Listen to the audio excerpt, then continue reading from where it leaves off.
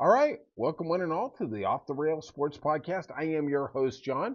And if you could, hit that like and subscribe button. It means a lot to us.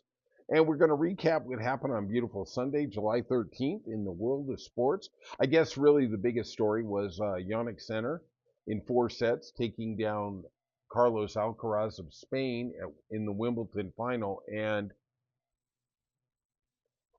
Sinner was amazing. I thought, especially after that first set, when he had a 4-2 lead and then Alcaraz stormed back with 4 straight games to win the set, that was the beginning of the end. You have to remember, Alcaraz was the two-time defending champ going into that last night's game match, and he just played better. At the end of the day, Sinner evoked memories of Djokovic and Andre Agassi with the way he returned serve. He was just magnificent. It comes on the heels of him losing that devastating loss in the French Open final in 5 classic sets. We shall see what happens in New York. I'm telling you, Alcaraz is going to win in New York. We shall see. Let's talk about football and the NFLPA. Their leader is Lloyd Howell. And the NFL union is literally the worst. The last collective bargaining agreement, I believe close to 500 of its own members didn't actually vote in the election. That would govern their contract for the next 10 years. Talk about a bunch of self serving dickheads. Well, we find out this all started with Pablo Torre. He got the NFL's decision against the players, and basically they proved collusion. The arbiter who gets appointed by both sides, if both sides don't like him, they can get him removed. He wants to keep his job, so you're not going to piss off the NFL. He found no monetary damages against the NFL, but basically in his ruling, he said the NFL did everything they could in the aftermath of the Deshaun Watson guaranteed contract not to guarantee a full contract. And we have text messages between Bidwell, the owner of the Cardinals, and Spanos, the owner of the Chargers, him thanking him for he wouldn't have to pay as much money to Justin Herbert, his quarterback in not San Diego, Los Angeles Chargers. And at the end of the day, anybody who looks at it legitimately understands what the management council is. It is to keep all the owners in line. They act like they're 32 independent businesses. Bullshit. This is like the board. They are one entity. Yeah, they all want to win, but they aren't going to go outside the rules to win. I'm just telling you right now. Now, ESPN reported that Howe, who did not appeal at the time the basic collusion by Roger Goodell and Jeff Pash, his executive counsel, that they had emails between them basically laying out that they were colluding to keep away with to stop guaranteed salaries, right? Well, they should have appealed at that moment. They should have brought that thing into federal court, but they agreed with the union, the NFL, to quash it, to keep it down. Now, Lloyd Howe went to his membership, the union, and did not reveal details of the ruling, but just basically gave a summary of what the ruling was. Oh, sorry. We went there and we lost. Sorry, nothing to see here. Well, there was a lot to see, and now all of a sudden they're going to appeal.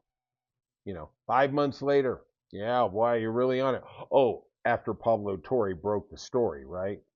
Now we get from ESPN last week that Lloyd Howell is also working for the Carlyle Group, which is a private equity firm that is interested in having a minority ownership stake in one of the NFL teams. No conflict of interest there. In the ESPN reporting, I got to be honest with you, I'm not really tied in like people like Mike Florio, who's pretty much Albert Breer. But to me, that just smelled like a setup when they said, "Oh, Lloyd Howe thought that whoever came to him, one of the counsel for the union said, hey, you should really resign this job because it looks like a conflict of interest,' which of course it is. Anybody who's not greedy as all f would see that it is, that you're working against the player's best interest. That he now reports the reporting was from an anonymous source, and really, why aren't you putting somebody's name to this?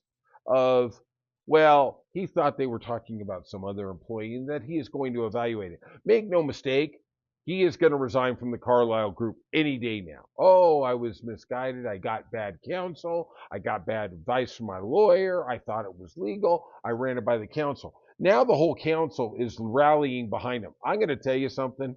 If you want to see who the dumbest amount of human beings there is out there, look at the NFL players. If they don't dump the entire leadership of the NFLPA, they are the biggest idiots in the world. DeMaurice